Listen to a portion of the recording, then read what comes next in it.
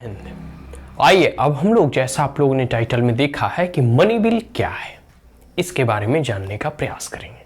देखो, money bill जो है ना, जैसे बहुत सारे बिल होते हैं जो कि पार्लियामेंट में टेबल किए जाते हैं, जैसे प्राइवेट मेंबर बिल हो गया, कॉन्स्टिट्यूशनल अमेंडमेंट बिल हो गए, ठीक है, फाइनेंस बिल हो गए, ठीक है, कोई अदर ऑर्डिनरी बिल हो गए, मतलब इस प्रकार के कई एक तरह के बिल जो है सर्कमस्टांसेस के अकॉर्डिंग और किस प्रकार की उसमें जो है मेजोरिटी चाहिए इसको लेकर, और पावर्स एंड शक्तियों को लेकर के, जैसे राज्यसभा और लोकसभा के पावर्स में क्या क्या डिफरेंसेस होंगे। जैसे मनी बिल को लेकर ऐसा प्रावधान है कि इसमें राज्यसभा कोई अमेंडमेंट नहीं कर सकती है, और अगर करते भी है तो लोकसभा चाहे तो उसे स्वीकार करे या अस्वीकार करे, या लोकसभा के ऊपर आधारित है, क्योंकि मनी बिल पर पूरे के पूरे लोकसभा अधिक जो है सुपीरियर है। तो इसको लेकर जो है मनी बिल बहुत ही सिग्निफिकेंट और इंपॉर्टेंट होता है कोई भी सरकार के लिए, ठीक है, क्योंकि मनी बिल जो है ना, आप नाम से पढ़े हुए मनी मतलब रुपया, पैसा, इससे संबंधित जो भी बिल है वो मनी बिल है, एक साधारण लैंग्वेज में अगर बोलूं तो। और कोई भी सरकार, कोई भी एडमिनिस्ट्रेशन, सिंपल सा एक घर होता है, उसे भी चलाने के लिए हमें आर्थिक संसाधनों की आवश्यकता होती है। तो इतना बड़ा स्टेट है, इतनी बड़ी देश है, तो इसे भी रन करने के लिए जो हमें मनी की आवश्यकता होती है, ठीक है। और बिना पैसे का कुछ भी ना प्रोग्राम लॉन्च किया जा सकता है, ना कोई स्कीम लॉन्च की जा सकती है, ना कोई पॉलिसी फ्रेम की जा सकती है, ठीक है, ना कोई वेलफेयर स्टेप्स उठाए जा सकते हैं। तो money is the necessary part of the governance system. Is that clear? तो मनी बिल जो है अंडर आर्टिकल 110 अनुच्छेद 110 के अंतर्गत मनी बिल के प्रावधानों के बारे में बताया गया है कि deem to be a money bill if contain the only provisions. अगर यह तमाम प्रावधान, जिसे हम लोग आगे डिस्कस करेंगे, कोई एक ऐसे अमेंडमेंट में या बिल में इंक्लूड होता है तो उसे एक मनी बिल के तौर पे समझा जाना चाहिए। जैसे पहला है imposition, abolition, remission, alteration and regulation of tax. Tax मतलब कर, रेवेन्यू। अगर कोई रेवेन्यू से संबंधित, जिसमें कि कहीं रेवेन्यू को इंपोज करना हो, मतलब कहीं टैक्स लगाने हो। फिर है एबॉलिशन, कहीं टैक्स को खत्म करना हो, कम करना हो, ठीक है। रिमिशन, अल्ट्रेशन, उसमें कोई बदलाव करना हो। होता है ना कि कभी जो है किन्हीं चीज़ों पे टैक्स अधिक लगा दिया जाता है, किन्हीं चीज़ों पर कर कम कर दिया जाता है, ताकि आम जनता को उससे सहूलियत हो। उसके साथ साथ है रेगुलेशन, टैक्स के रेगुलेटिंग की, कि आखिर इसे किस प्रकार से हमें रेगुलेट करना है। अगर इन तमाम चीज़ों से संबंधित ऐसे कोई भी एक प्रावधान किसी एक बिल में मिलता है तो उसे मनी बिल समझा जाना चाहिए। आगे है कि रेगुलेटिंग और बोरोइंग। देखो, regulating of borrowing of money by union government. कोई भी गवर्नमेंट, यूनियन गवर्नमेंट होती है जो अन्य, जैसे कोई मल्टीनेशनल इंस्टीट्यूशंस होता है या फॉरेन कंट्री होते हैं, उससे जो है मनी को अगर वो बोरो करती है, कर्ज लेती है, ठीक है, in that case it should be deemed as a money bill. और उससे संबंधित अगर कोई प्रावधान जो है डिस्कस किए जा रहे हैं पार्लियामेंट में तो उसे मनी बिल के अंतर्गत रखा जाएगा। आगे है custody of consolidated fund of India. देखो, कंसोलिडेटेड फंड ऑफ इंडिया और कंटिजेंसी फंड ऑफ इंडिया, ठीक है, इसके बारे में हम लोग कभी डिटेल में इसे हम इन दोनों टर्म को समझने का प्रयास करेंगे। बस अभी इतना जान लो कि वैसा पैसा, वैसा रुपया, वैसा मुद्रा, वैसी मनी जो कि कंसोलिडेटेड और कंटिजेंसी फंड ऑफ इंडिया से या तो लिया जाता हो, या उसमें जमा किया जाता हो, या उसके अंदर पेमेंट किया जाता हो, या उसे विड्रॉ किया जाता हो, जिसका संबंध कंटिजेंसी फंड और कंसोलिडेटेड फंड से हो, उससे संबंधित तमाम रुपया का विड्रॉ करना और पेमेंट लेना, ये सारी की सारी चीज जो है मनी बिल के अंतर्गत इंक्लूड किए जाएंगे।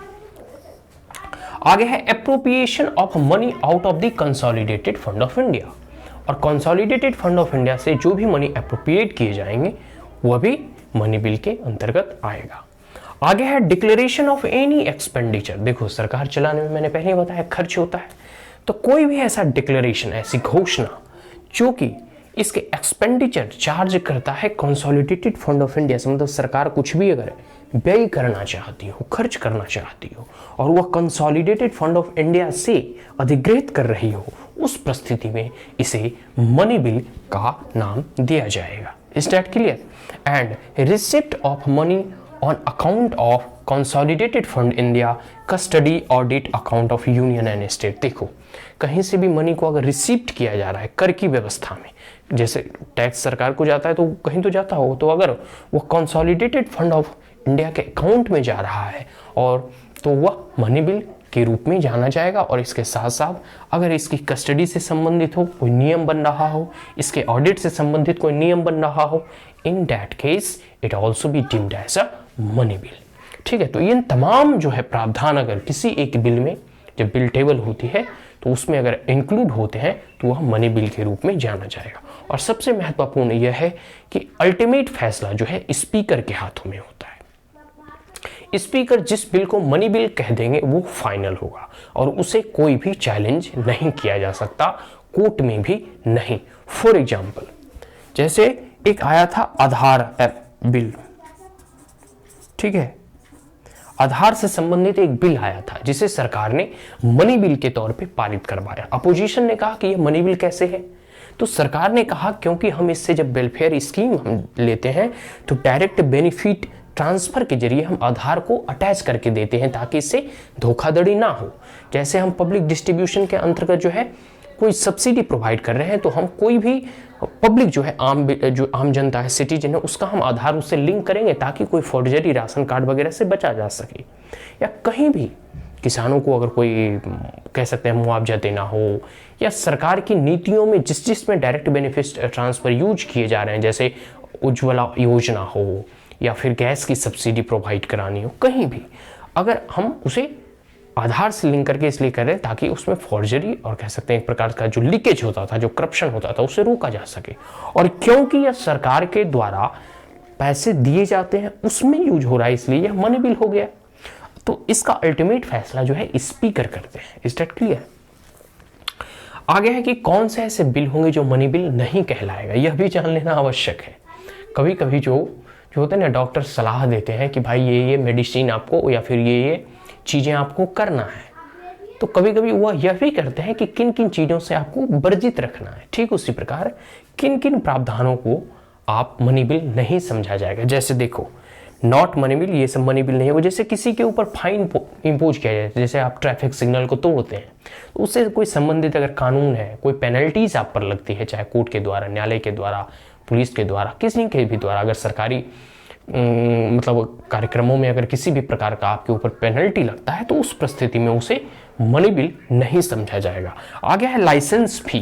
कोई चीज की सरकार अगर लाइसेंस इशू करती है, जैसे माइनिंग लाइसेंस हो गया या कोई भी ड्राइविंग लाइसेंस हो गया, इन दैट केस उसको उस फी को भी मनी बिल के तौर पे नहीं समझा जाएगा। आगे है इम्पोजिशन है, एबोलिशन है, रिमिशन है, alteration of regulation of any tax by local authority. याद रखना, यहाँ लोकल अथॉरिटीज की बात कही जा रही है कि मतलब लोकल मतलब जो म्यूनिसिपालिटी होती है और जो रूरल इंडिया का पंचायत होता है, इसके द्वारा अगर कोई भी छोटे मोटे बिल जो होते हैं ना, जो लोकल लेवल पे पारित किए जाते हैं या आपसे लिया जाता है, जैसे शहरों में होता है ना कि बहुत सारे बिल लिए जाते हैं, पानी का बिल हो गया, छोटे छोटे स्तर पे जो बिल लिए जाते हैं, वो सब सारी टैक्स जो है, लोकल जो कर व्यवस्था है लोकल लेवल पे, उसे मनी बिल के तौर पे नहीं जाना जाएगा। मनी बिल सिर्फ स्टेट गवर्नमेंट और यूनियन गवर्नमेंट से संबंधित मुख्यतः दो चीज याद रखना, कंसोलिडेटेड फंड ऑफ इंडिया और कंटिजेंसी फंड ऑफ इंडिया से जिसका संबंध है उसे मनी बिल के तौर पे जाना जाएगा। और ऐसे हमने सारे प्रावधानों को यहाँ